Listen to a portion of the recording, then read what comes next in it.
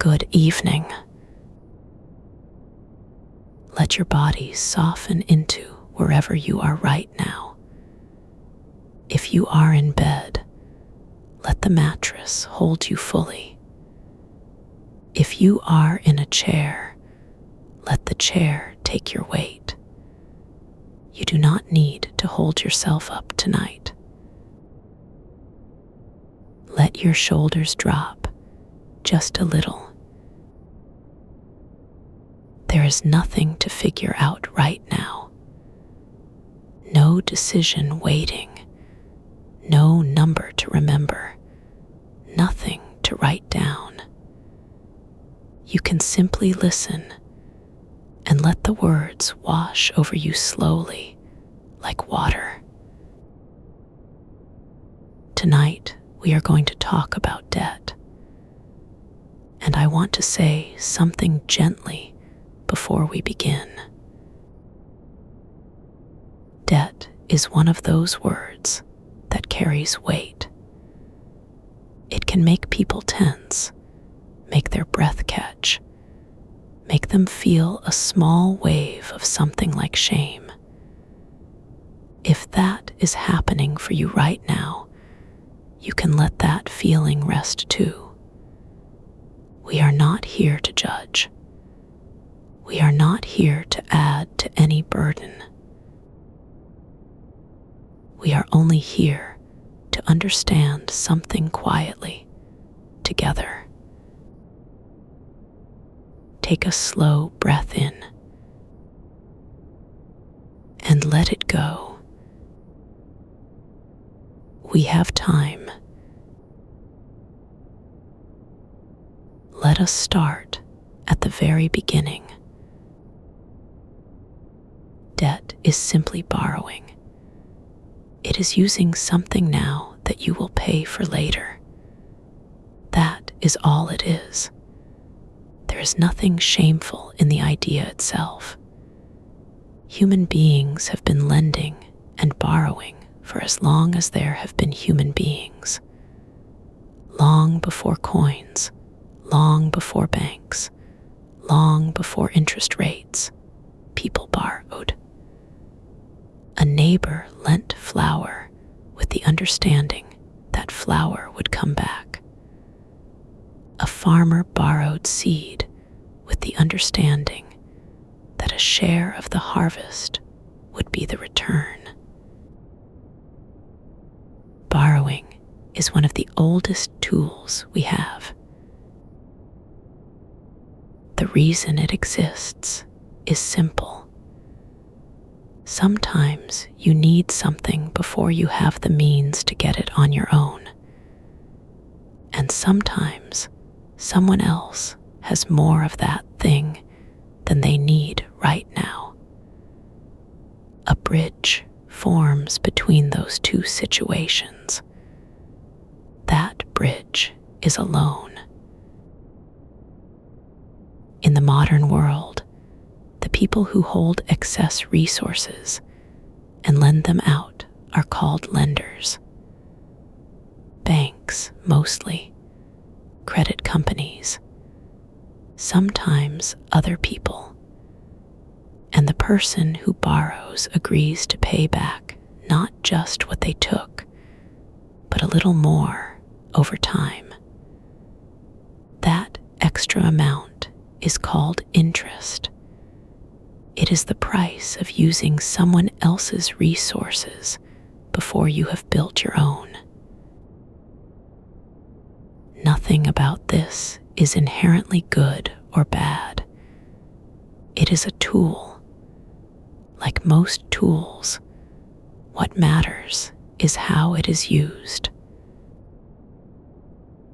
A shovel can build a garden. A shovel can dig a hole you fall into. The shovel does not care.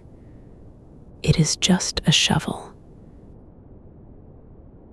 Debt is the same. What makes debt helpful or harmful is not the act of borrowing itself. It is what the borrowing is for. and whether the terms of the loan are ones you can gently manage.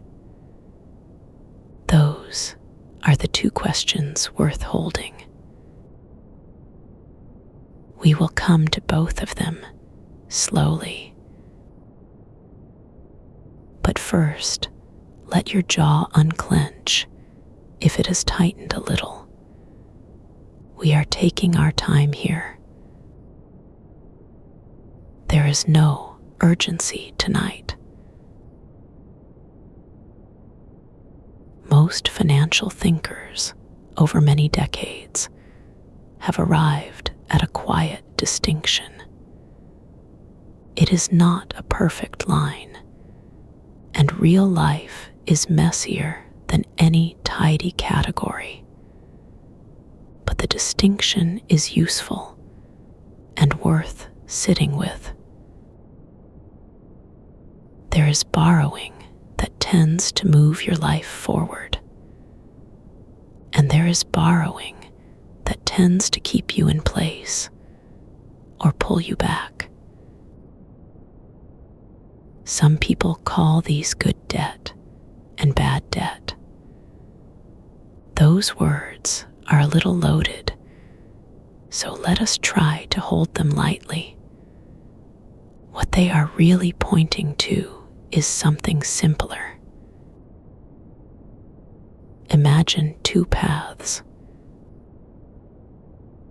On the first path, you borrow money, and that money goes towards something that grows.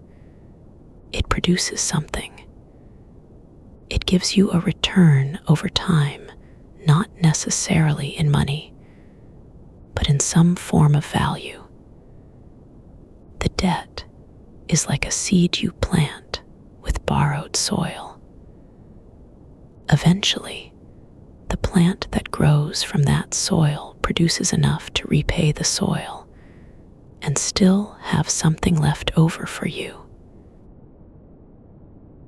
On the second path, you borrow money, and that money goes towards something that fades. It is consumed, experienced, enjoyed, and then it is gone. The thing you bought with the borrowed money does not remain.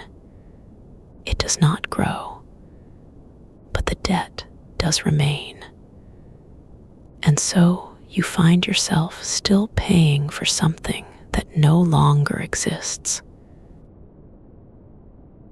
Both of those paths involve borrowing. Both involve debt, but they feel very different once you are living them. This is the heart of the distinction. When you borrow towards something that grows, the debt is working for you, in a sense. When you borrow towards something that simply disappears, the debt is working against you. Not because borrowing is wrong, but because there is no return on the other side to balance the scale.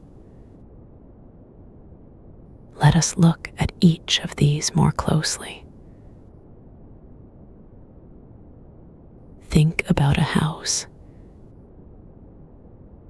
You do not have $200,000 in a savings account.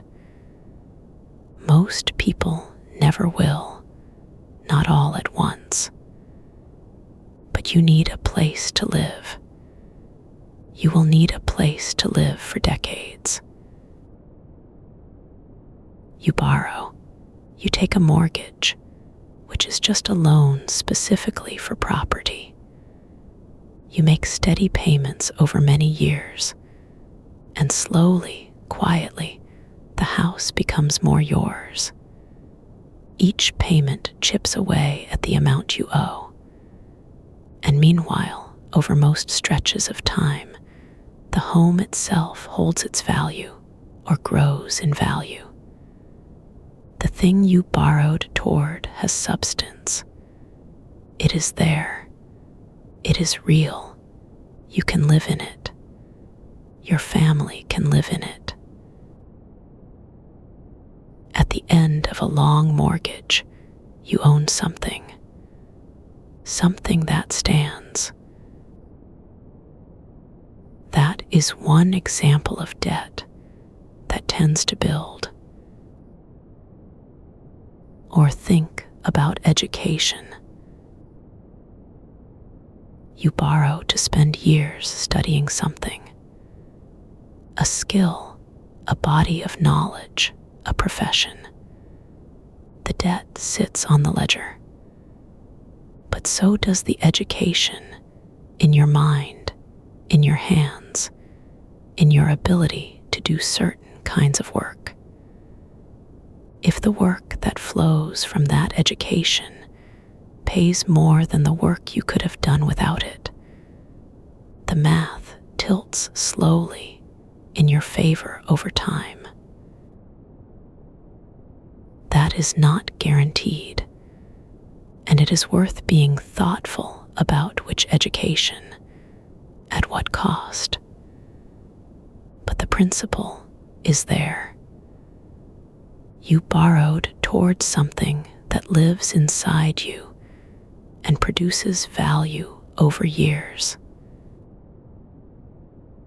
Or think about a small business.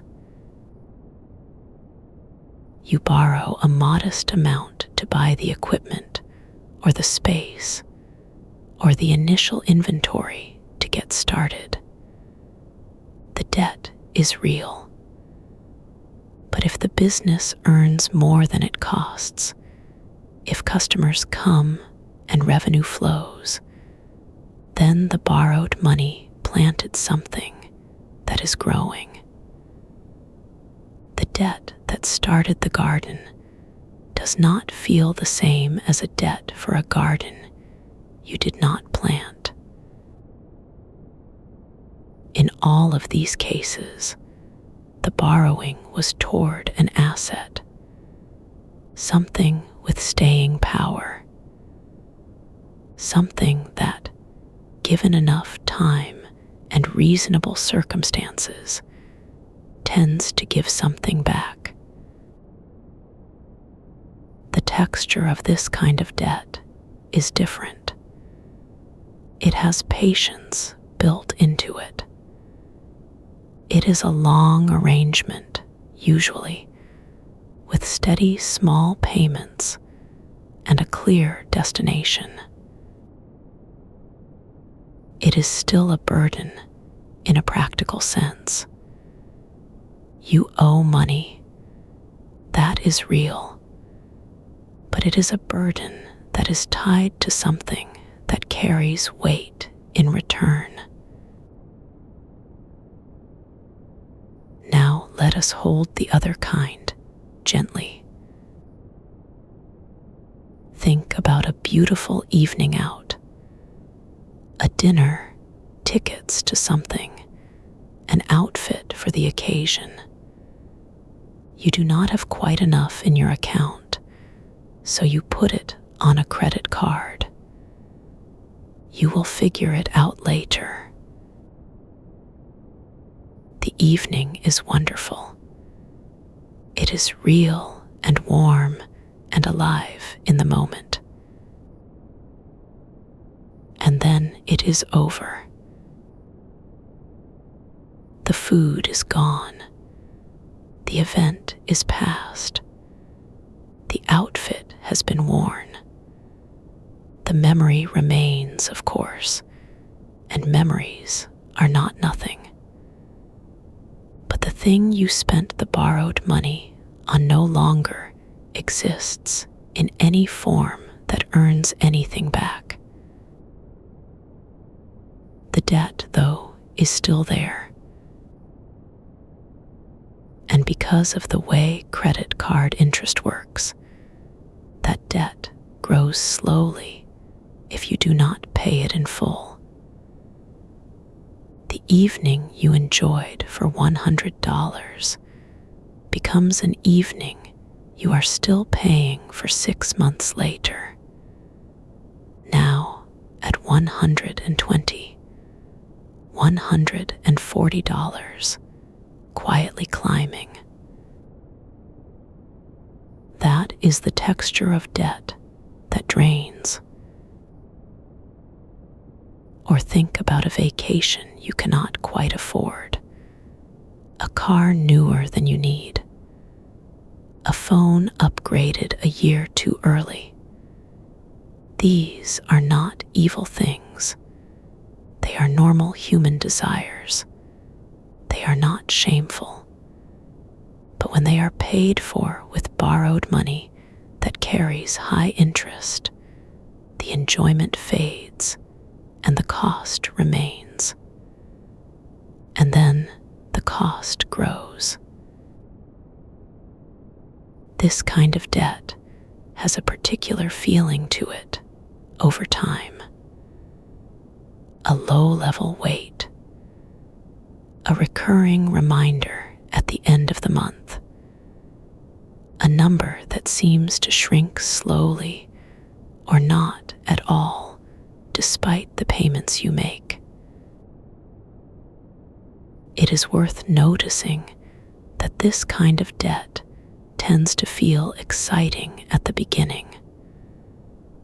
The purchase is right there in front of you. The thing you wanted, finally yours. And the debt feels abstract, far away, almost unreal.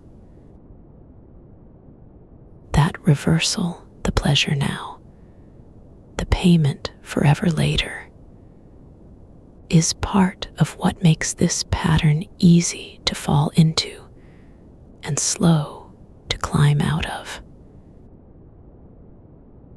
None of this is a reason to feel badly if you recognize yourself here. Most people have borrowed this way at some point. It is built into how things are sold, how credit is marketed, how the modern world is designed. You did not invent this pattern. You inherited a world where it is very easy to do. But it is useful to see it clearly, here in the quiet. To see the thing for what it is.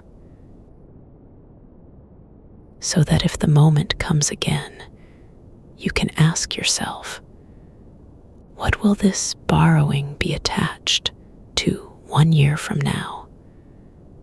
Will there be something there? Or will the debt be the only thing left? Let us talk about interest, because it is the engine underneath all of this. Interest is the price of using money before you have it. Every loan comes with a rate. That rate tells you how much extra you will pay, expressed as a portion of what you borrowed over a year. It is the fee for the bridge. And here is the thing about interest that is worth holding quietly in your mind tonight. High interest debt does not wait. When you owe money at a low rate, it is patient. It sits there, growing slowly, giving you time to work, to earn, to repay. A mortgage rate, in many times and places, is modest. It is designed for the long game. When you owe money at a high rate, it is not patient. Credit cards can carry rates that make the balance grow remarkably fast. You pay the minimum, and the bulk of that payment vanishes into the interest before a single dollar touches the actual amount you owe. This is how a small purchase can take years to disappear. Think of it this way. If debt is like a seed, high-interest debt is a seed that grows in the wrong direction. It grows downward into the earth. Each month, it takes a little more root. Each month, the hole gets a little deeper. And all the while, you are pouring your earnings into that hole, watching them vanish into the dark, and wondering why the balance does not move. That is not a failure of character. That is mathematics working against you. And here is the quiet wisdom that flows from that. High-interest debt is one of the few things in personal finance where patience is the wrong strategy. You do not let it sit. You do not wait it out. You pay it down as steadily and consistently as you can before anything else. Before investing, before large discretionary spending, before many other financial goals. Because every day that high-interest debt remains is a day the hole is getting deeper. This does not mean you punish yourself. It does not mean you live without joy while the debt exists. It means you keep your eyes on it. You treat it as urgent the way you treat a slowly leaking pipe as urgent. Not panicked, but attentive. Not harsh on yourself, but honest. Low-interest debt, on the other hand, allows more patience. A mortgage at a modest rate can be held while you also invest, while you also save, while you also live. The calculus is different because the cost of carrying it is different. Interest rate is the variable that tells you which kind of debt you are really dealing with. It is the clearest signal. A low rate on an asset, a slow, steady repayment. That is the shape of debt that serves you. A high rate on something consumed. That is the shape of debt that costs you twice. There is something else about debt that is worth naming softly, because it is true even when the numbers are manageable. Debt has a psychological weight. Even when you are handling it well, even when the payments are steady and the end is in sight, there is a low hum of obligation that runs under daily life. A mild awareness that you owe. That part of your future income is already spoken for. This is not imaginary. It is real. And it is worth taking seriously, not because it should frighten you, but because it means that borrowing always has a cost beyond the interest rate. The cost is a small portion of your mental and emotional space.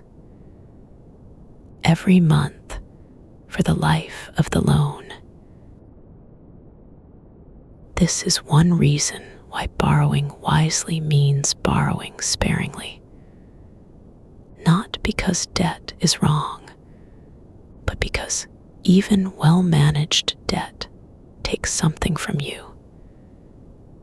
And the less of it you carry at any one time, the lighter you feel. The more room there is in your mind for other things. Some people describe paying off their last debt as one of the most freeing feelings of their financial lives. Not because they suddenly became rich. They did not. But because the hum went quiet, because the weight lifted, because money earned felt, for the first time in years, fully theirs.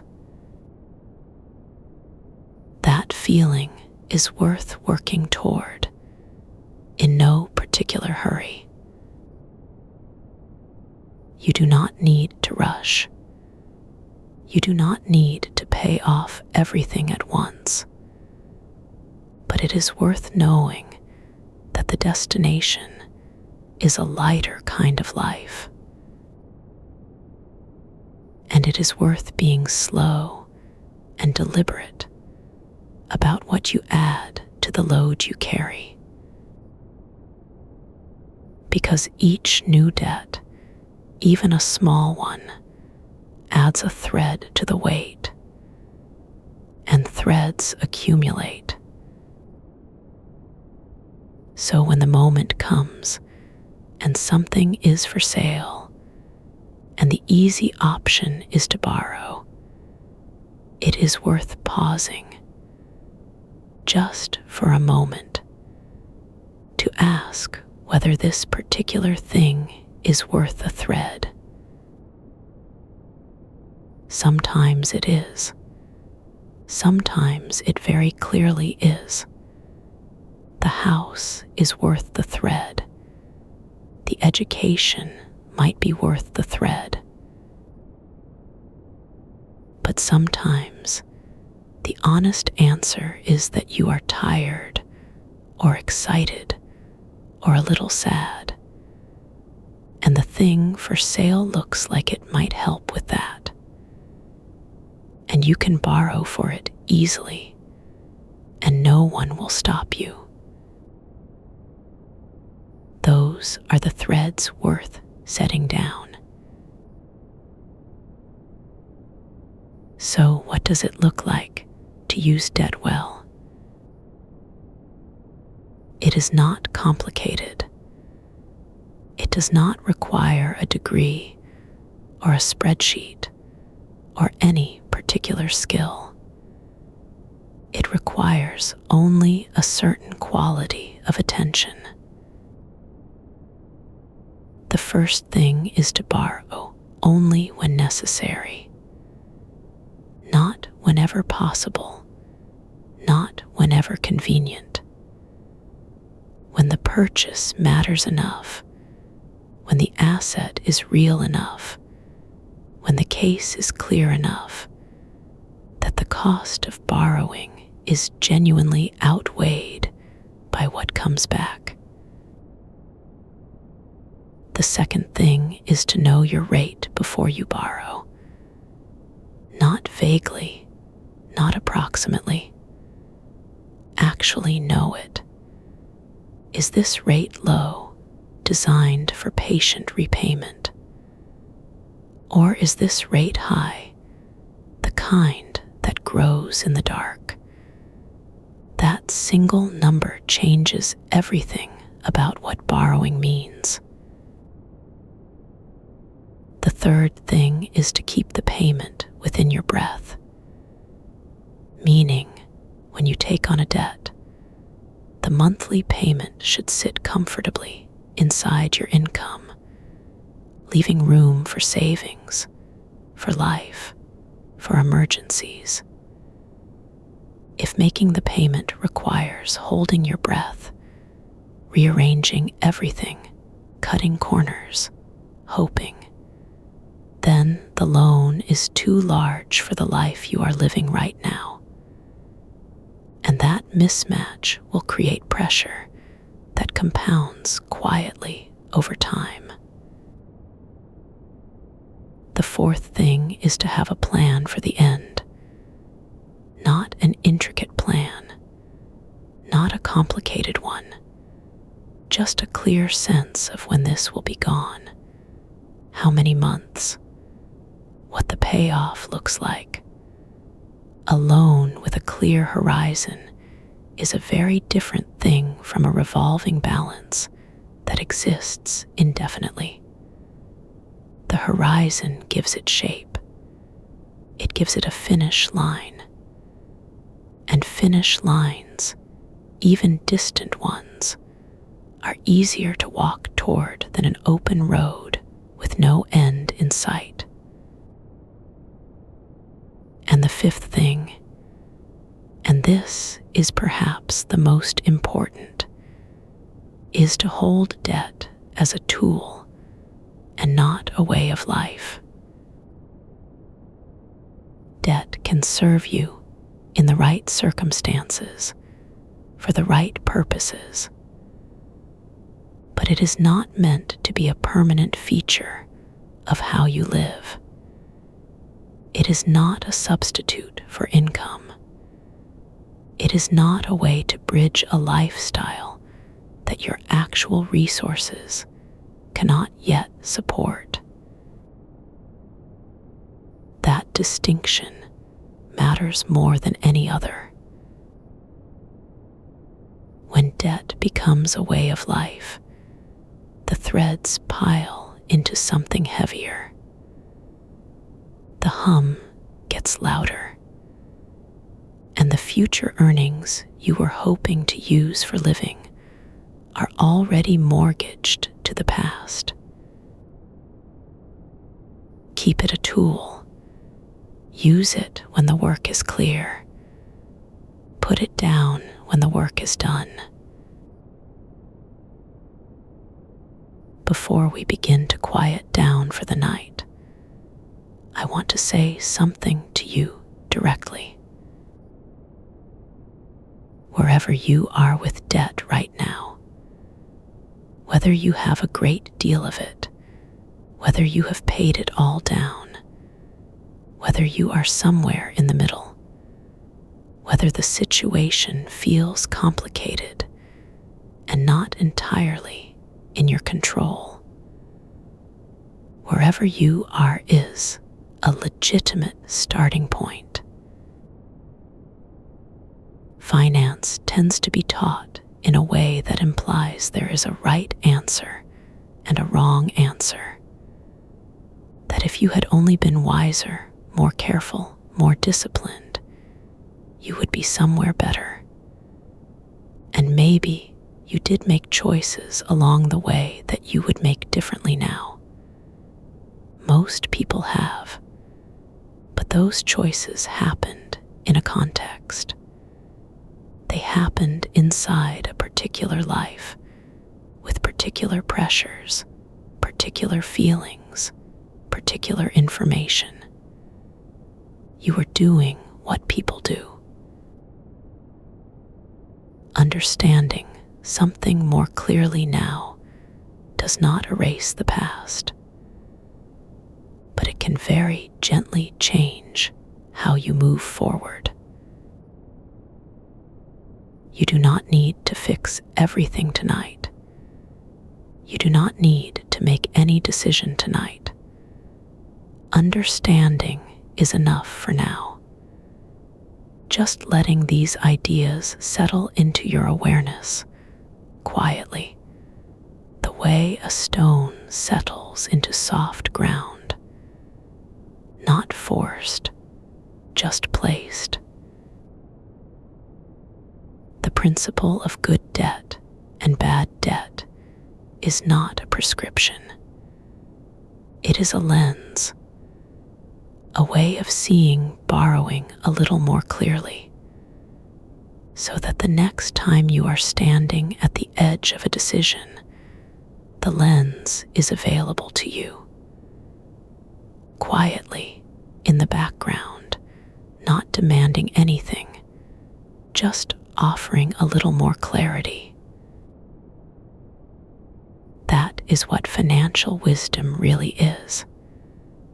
Not a set of rules, not a rigid system, a slowly growing collection of lenses that help you see your choices a little more honestly. And then you choose. You always choose. The wisdom only offers the view. So let tonight be only that. A little more seeing, a little more understanding. Nothing added to your list of things to do. You already know more tonight than you did when you lay down. That is enough. There is one final idea I want to leave with you before you drift. The opposite of debt, in a sense, is patience. Debt lets you have something before you can pay for it. Patience waits until you can. And the extraordinary thing about patience in the context of money is that it rewards you. The same way that high-interest debt grows against you over time, patient saving grows for you over time. Small amounts set aside, month after month, accumulate in the same quiet, compounding way that debt accumulates, except in the other direction. The person who saves patiently for something before buying it arrives at the purchase without a thread attached. They own the thing completely from the first moment. No hum underneath. No obligation to a lender. No future income already spoken for. And over a long life, the difference between those two postures, borrowing first or saving first, is vast. Not because one is morally superior, but because of how time works. Time makes interest grow. And whether interest is growing for you or against you is largely a matter of which direction your habits are tilted. If your habits lean toward spending first and paying later, the passage of time works against you. Each year you carry high-interest debt is a year that a portion of your income disappears into that rate without adding anything to your life. If your habits lean toward saving first and spending later, the passage of time works for you. Each year, those saved amounts are quietly growing, waiting for you, adding substance to your future without demanding anything back. This does not mean you can never borrow. It does not mean debt is always the wrong choice. It means that patience, practiced gently and imperfectly over time, is one of the most powerful financial tools available. More powerful in many ways than any specific investment. More powerful than a higher salary. Because patience changes the direction that time flows in your financial life.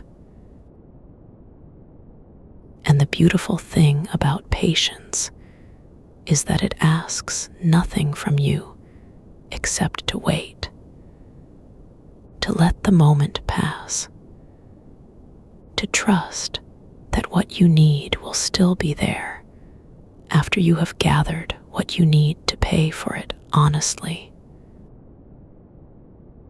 That is a quiet kind of freedom.